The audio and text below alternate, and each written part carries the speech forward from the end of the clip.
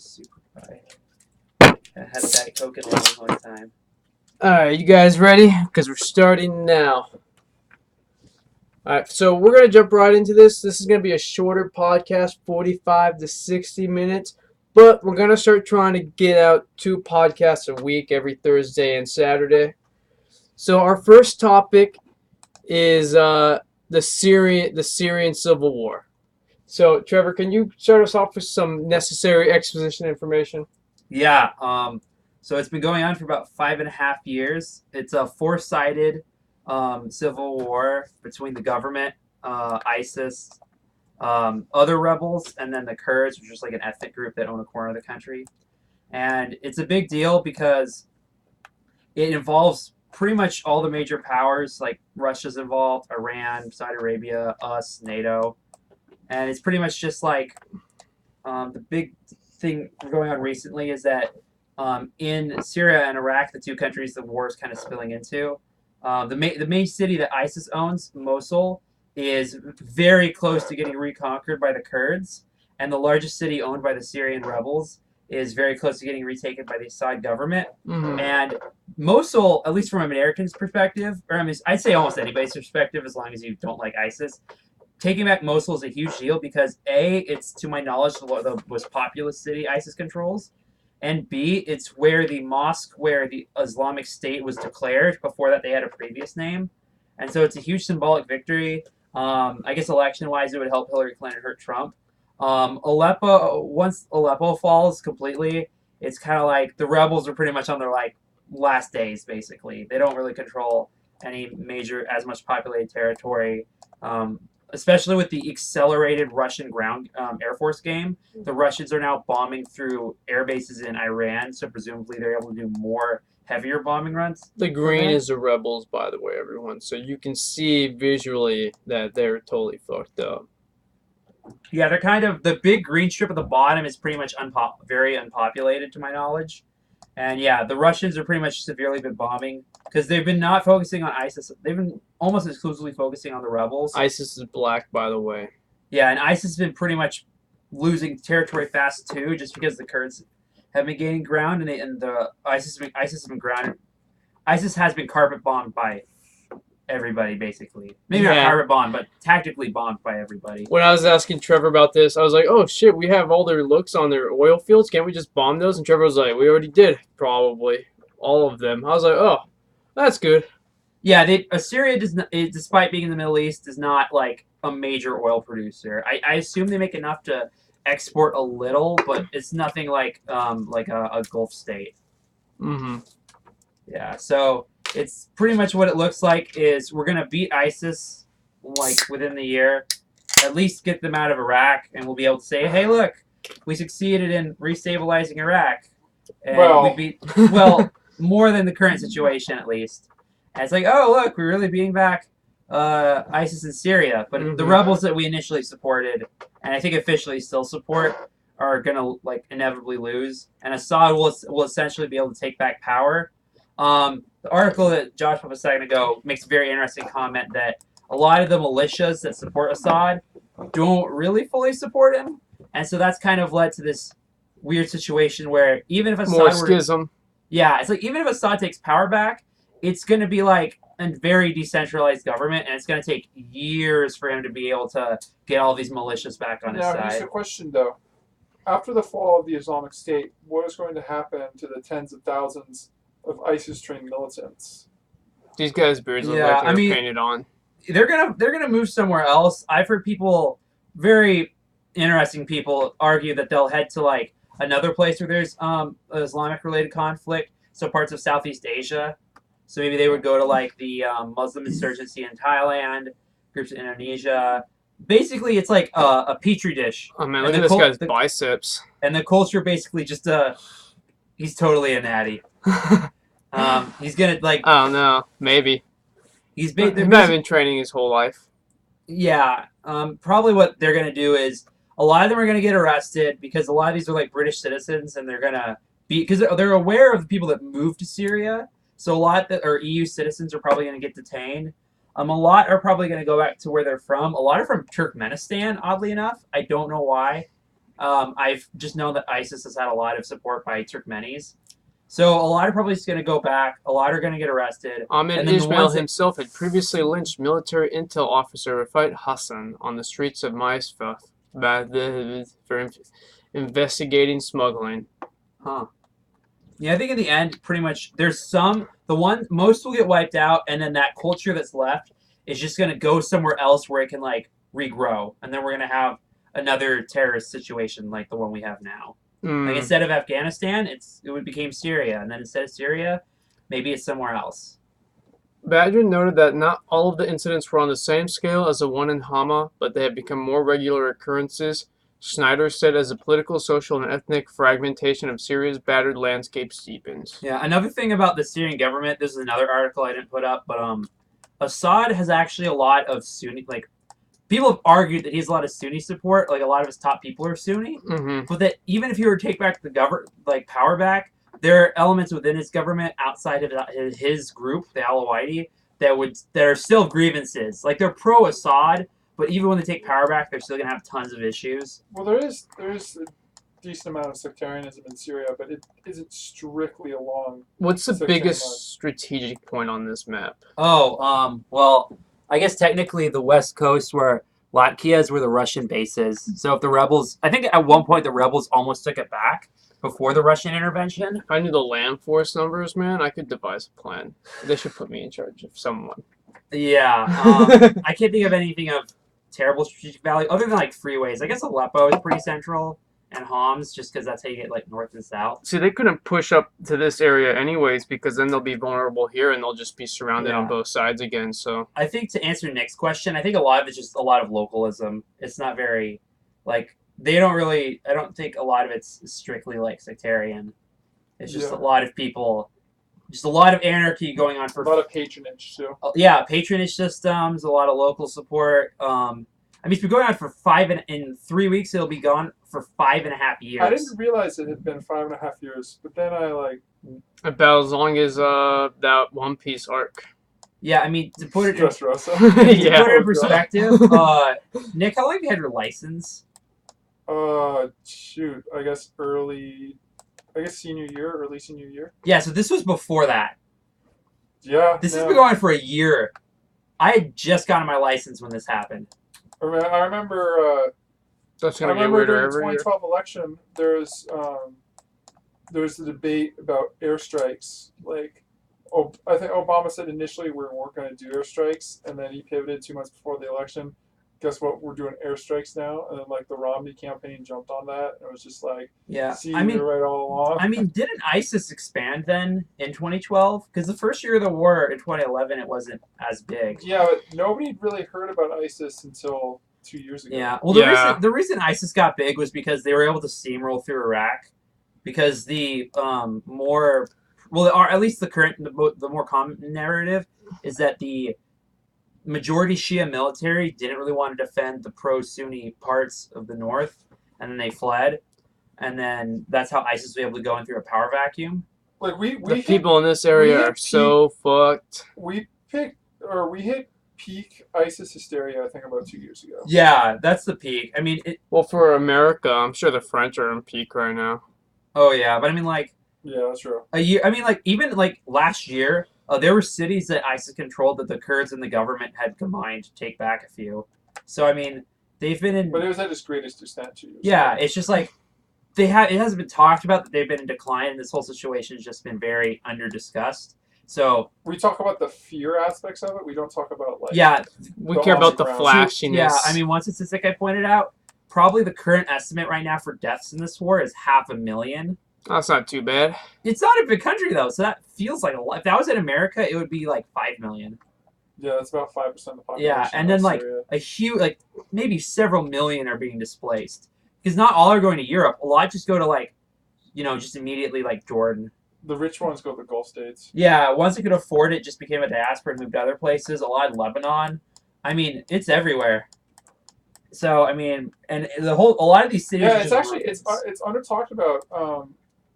In Lebanon, I'm pretty sure the population grew by like an eighth to a fourth in such a tiny area like Lebanon. Yeah, Like, and even countries that aren't barely involved, Iran has lost 5,000 troops in this conflict. That's like us in Iraq. The only one that doesn't have stupid strategic positioning looks like the Kurds. Yeah, well, the Kurds, that's like part of their the traditional territory. Kurdistan. They just ended maintaining their territory that they traditionally believe is their own.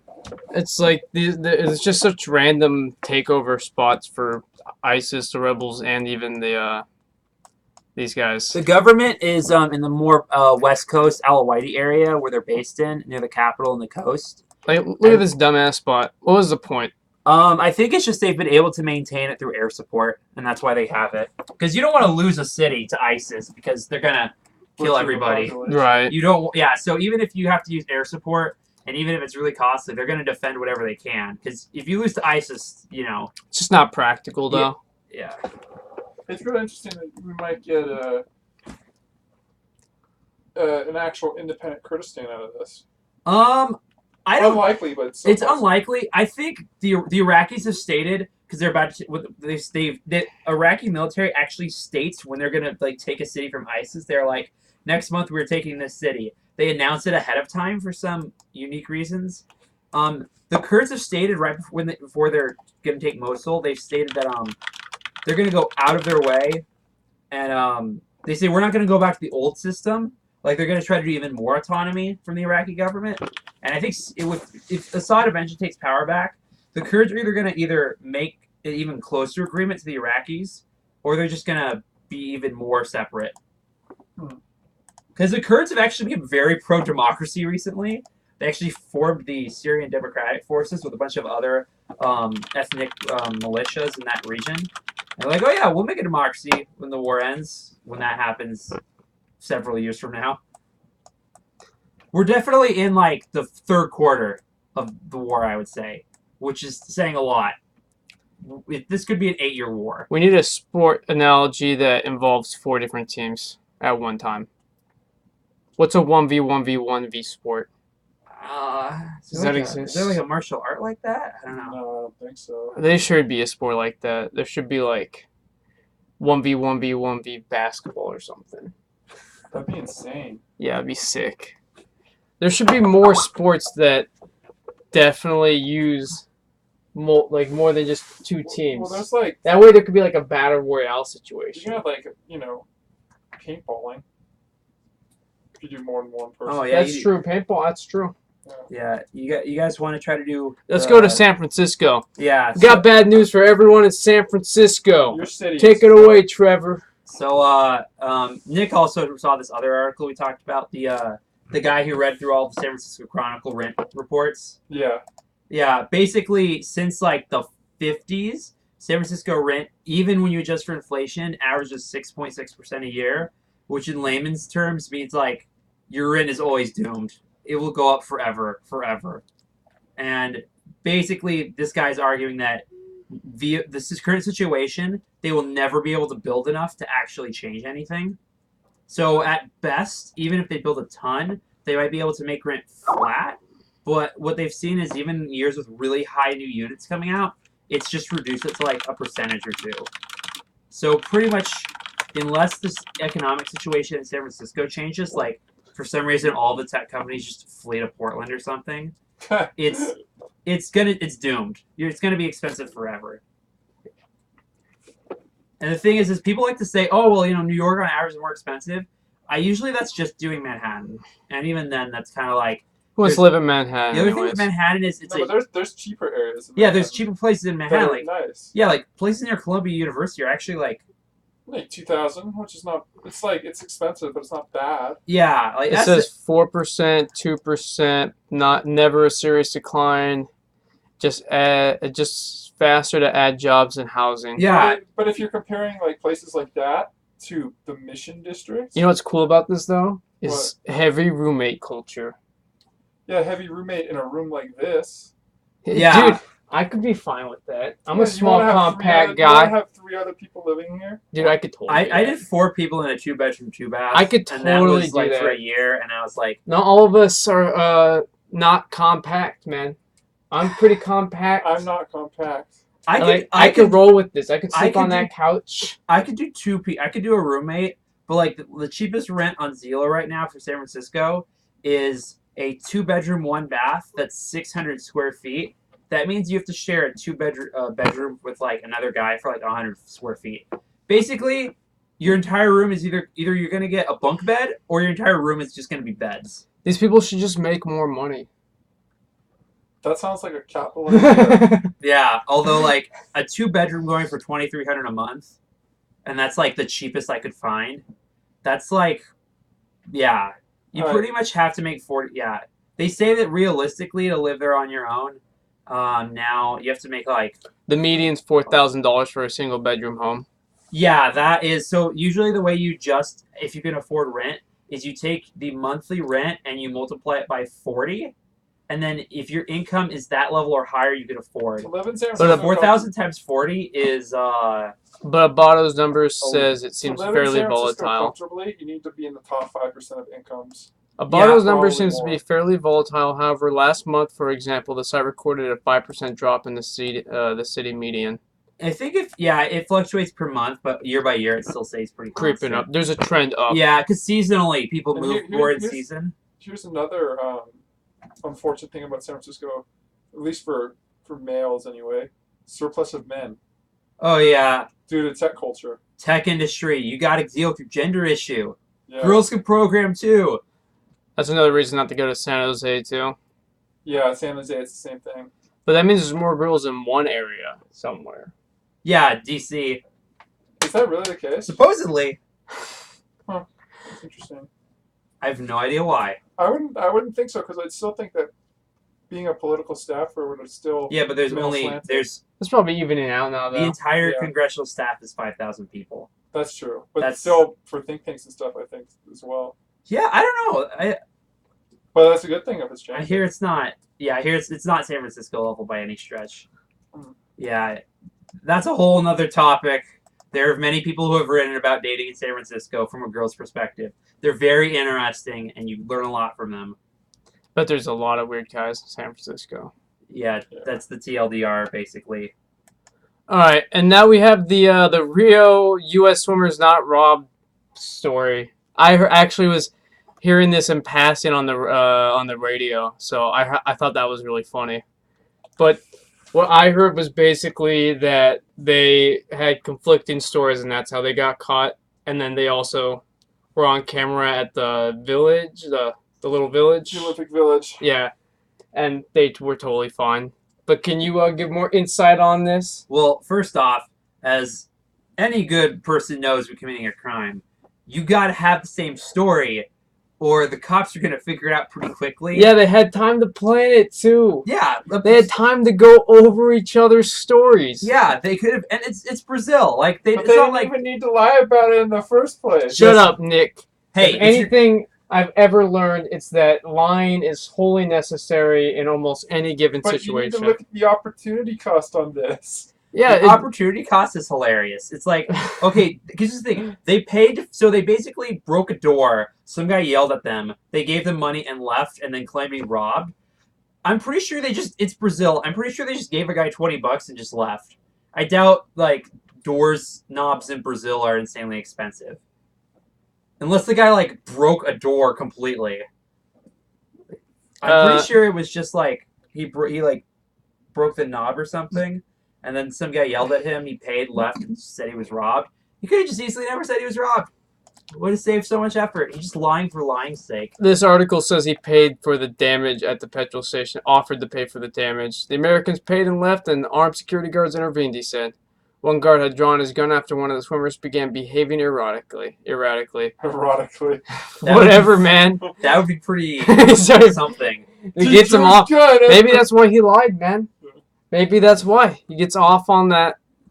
Oh, he was trying to get off on the door at the beginning. Yeah. The cop showed up. Maybe that just gets him going. That's such a dumb. No, I was joking, Trevor. No. I was just. No, I meant like the whole story.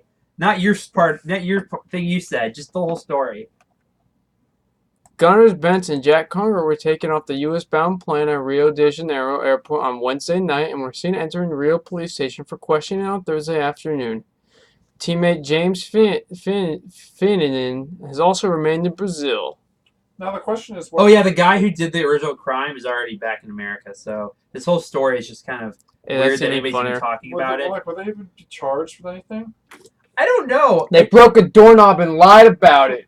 Like, I mean, That's at least 3 years, man. Supposedly, one of the guys getting on the plane got stopped, and the Brazilian police just, I don't know. Maybe it's a statement. Maybe The people of Rio were not unhappy to see the reputation of the city damaged, said Mr. Veloso, adding an apology would be welcomed. So they're gonna have to apologize. Oh, And that seems that's pretty what I steep. assumed. I thought it was just like a face thing. Like they wanted these foreign Olympians to know they can't just mess around in Rio and break stuff. No, they just don't want people Nah, thinking yeah, that that's Olympians only are getting they can do robbed. that. Yeah, that's a Brazilian's job. Only we can ruin our own country. Well, the Brazilians probably don't like the stereotype. That they rob.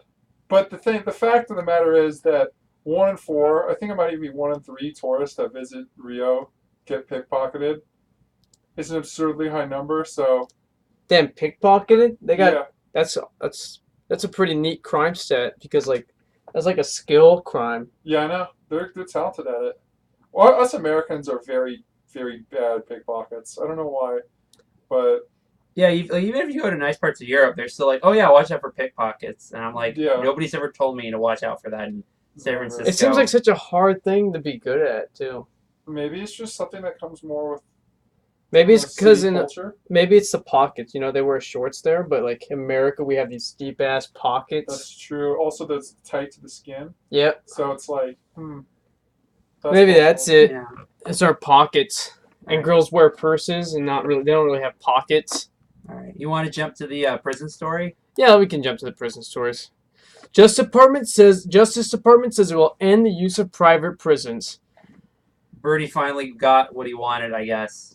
Well, one thing anyway. Well, one thing, yeah. They've basically said they're going to try to cancel. They're not going to renew any contracts, and they're going to try to renegotiate any contracts with private prisons to minimize it with the eventual goal of elimination. So it'll take a little bit because there's probably some long-term contracts, but I think this is a step in the right direction. Well, we still need to reform the It's actual only prison federal practices. prisons, though, correct? yeah, I mean, There's still obviously state they prisons. can't. I mean, they can't tell the states to just Yeah, stop. That would take a lot more work. Texas ain't gonna. Yeah, you would need I mean, you'd have to get fund. I don't think do the feds give states any money for prisons? I assume not. Maybe like a bankrupt state. Is there a way to look up government where money goes? Of course. Yeah. At least there We could just find out right now. Yeah. I have no idea off the top of my head. Do prison states Yeah, do state prisons get federal money? Yeah. federal money? But yeah, basically the reason it's been kind of a big I spelled deal money wrong. is because it's a position Bernie supported, and it was done through the executive, so they don't need any legislative attempts to deal with it because it's not a question of funding, because it's just a question of renewing the contracts that they negotiate. So it's a pretty good move on their part, and I mean, I don't know, maybe this was a play to get more Bernie voters. I don't know. Do Bernie voters even pay attention to this? Does anybody in politics pay attention to anything? True. Yeah. I'm just saying, I think that this is more a policy that was done not because of any sort of. I mean, of course, there's outside political pressure, but I just think they could get away with changing the policy at this point. I don't know how much. Yeah, I was just saying I don't hypothetically. know if this is actually done with any electoral implications. Yeah. Because I don't think any. I think there's a very small amount of people that are going to be swayed by the facts. Yeah. They're like, oh, cool, that's great, but The state of Arizona allocates just over 10% of its budget to correction facilities in the name of public safety. Oh, but Arizona's do they a get shit state? Do they get federal money though? Is the main question. Yeah, I'm trying to find that. Yeah, because I kind of doubt that they do. I feel like the feds give more money to schools and stuff. The state, I mean, states spend more money on prisons, but I don't think the feds do that. Federal budget. I don't think I gotta find that. It's not. It's harder than that, man. Whatever. Science is 29.8 billion. They could read it on the podcast. They're seeing this, right? Yeah, they're seeing it. Okay. Yeah. So I don't think so. So I don't know. long-term will it affect states, but I mean it's a step that'll probably move a few states to. The military is wanna only get rid of- $609 billion. We need to up that. No, Come we need to like. cut on, that only in half. $609 billion, man. What are we gonna?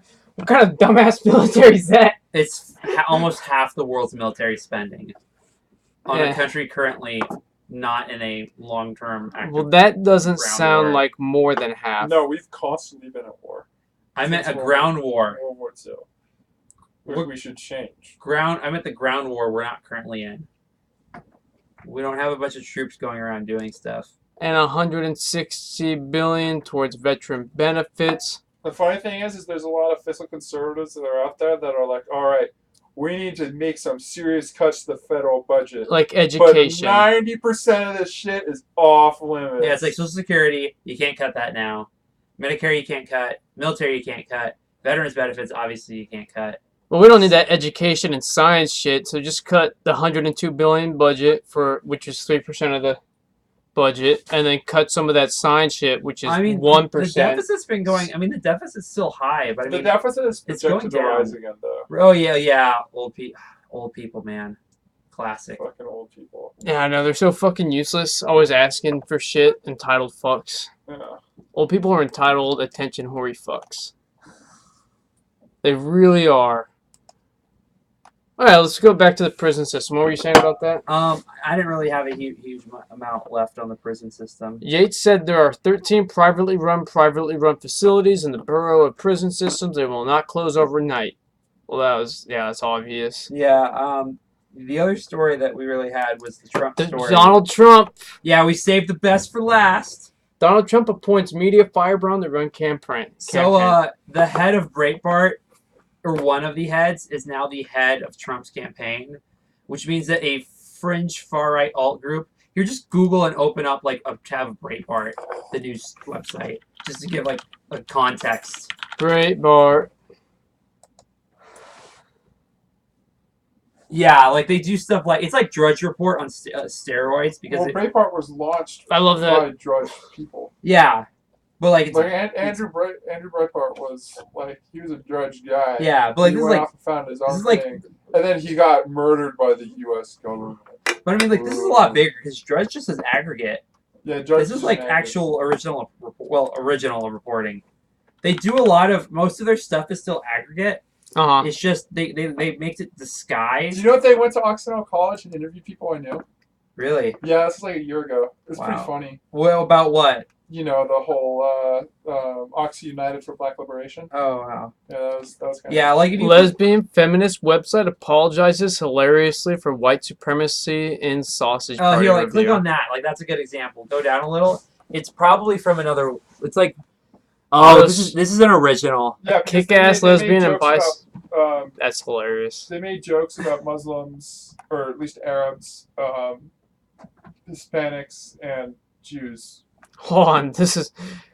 A senior editor at Autostraddle apologized to anyone who was offended by the review. In the article titled, "We Messed Up," Hogan explained the problematic decisions that led to the review being published in the first place. Okay. This site's hilarious. Yeah, go back. There's more. You know, well, here's Breitbart is obviously really slanted, and a lot of it's awful. Wait, it's not a satire site? No, this is This is real. No way. The head of this company. This is looks the head all of- like satire. The head of this company is the head of Trump campaign. This is amazing. Yeah, this is the CEO of the Trump campaign is the chairman of Breitbart. Also, my dad thinks that this is the real news. It is the real news.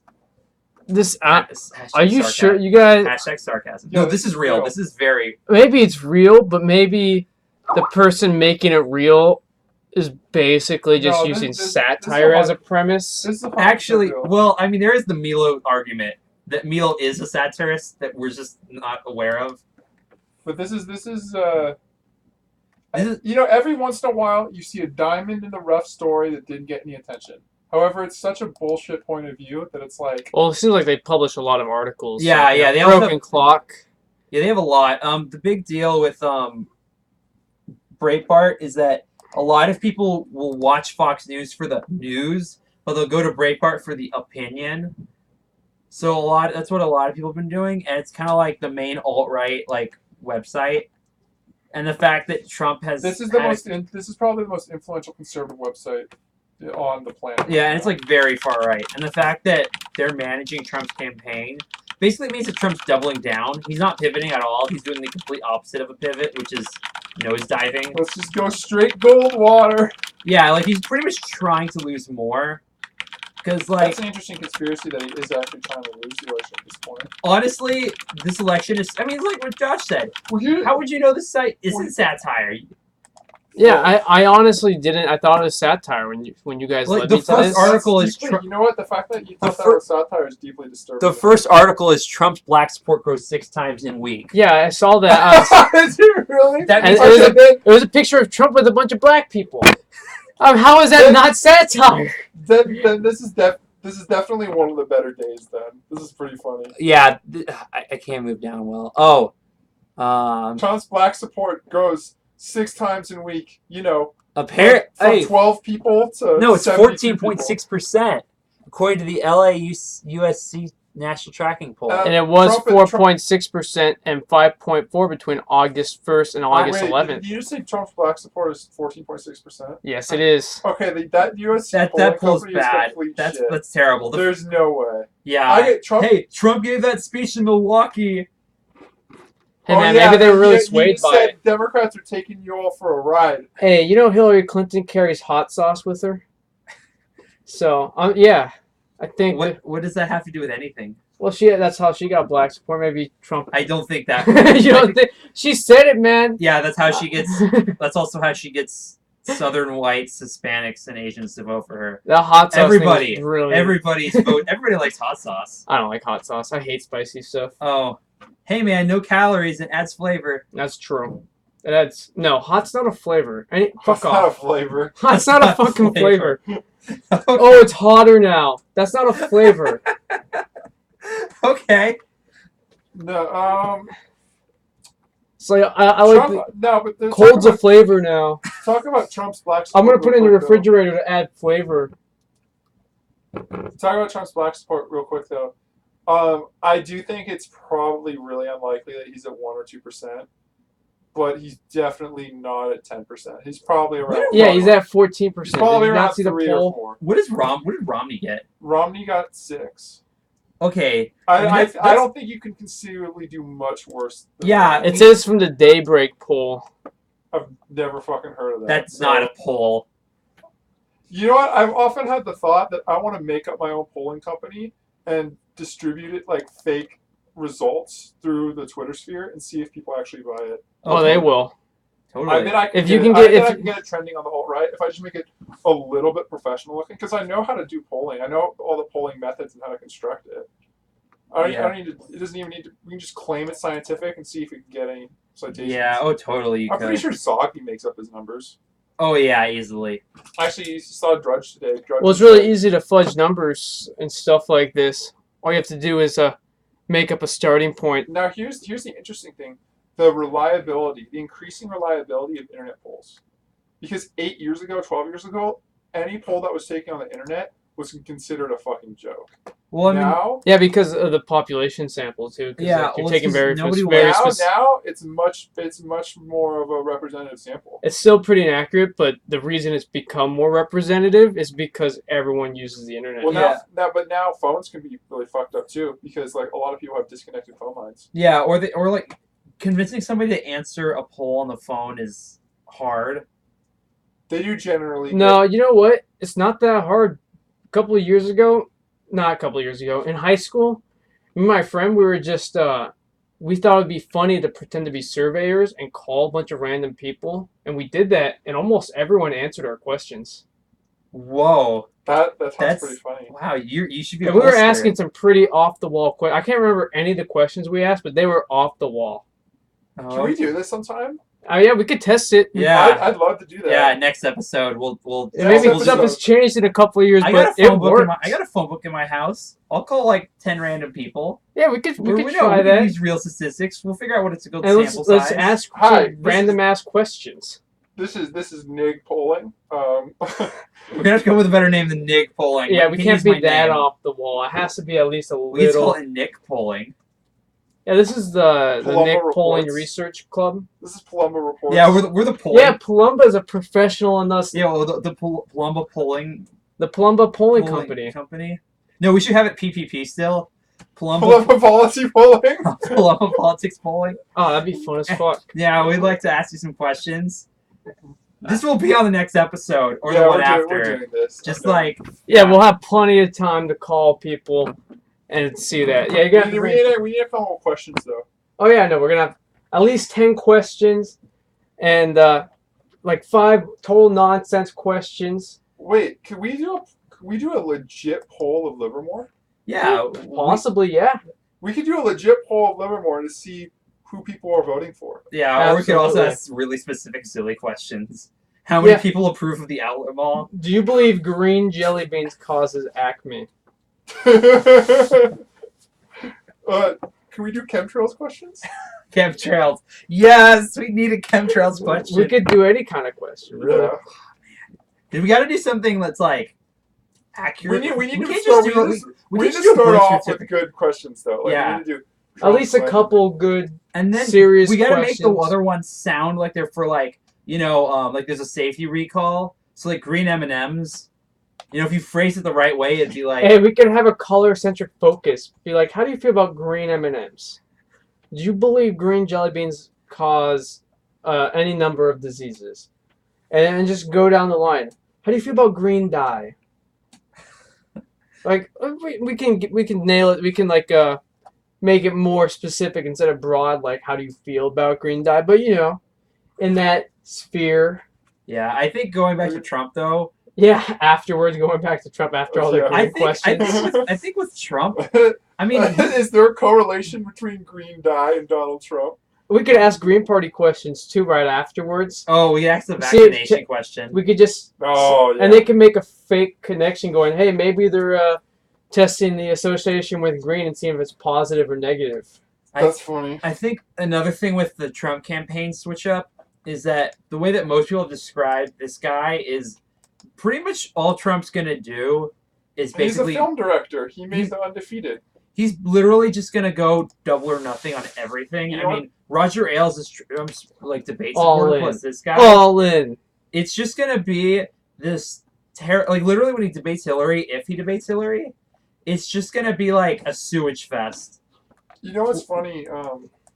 This guy, Brennan, who's taken over the Trump campaign, he did a documentary, and I think it was 2012, about the evils of the Occupy movement and how they're about to subvert America and impose a dictatorial regime. He worked for Goldman fucking Sachs. Wow. That guy's a bomb. Hey Yeah. man, Trump doesn't work with Goldman Sachs people. He's got the best people. He's got Trust the me, I've best. got the best people. Yeah, no, he's.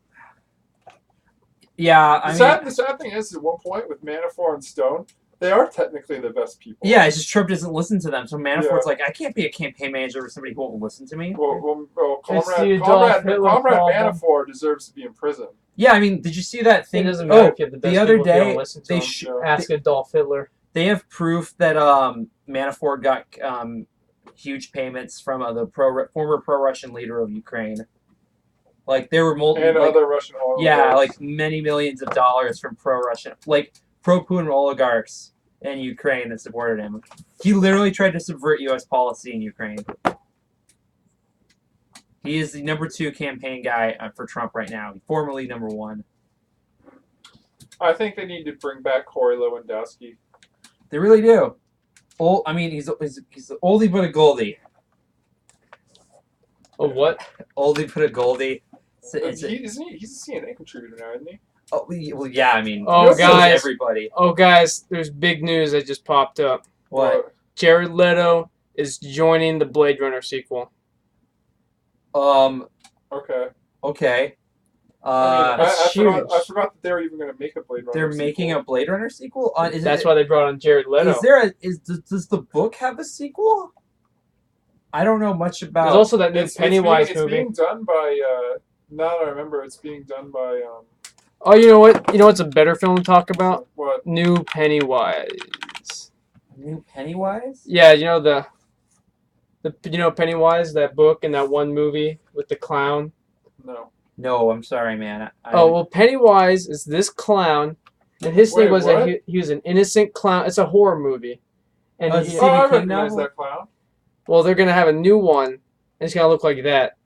A lot of people are upset with it though because the thing with Pennywise is supposed to be a normal looking clown that becomes horrifying. Draw kids in and then kill them, but the picture they released makes it look like he's always gonna be horrifying, so it kind of doesn't make sense.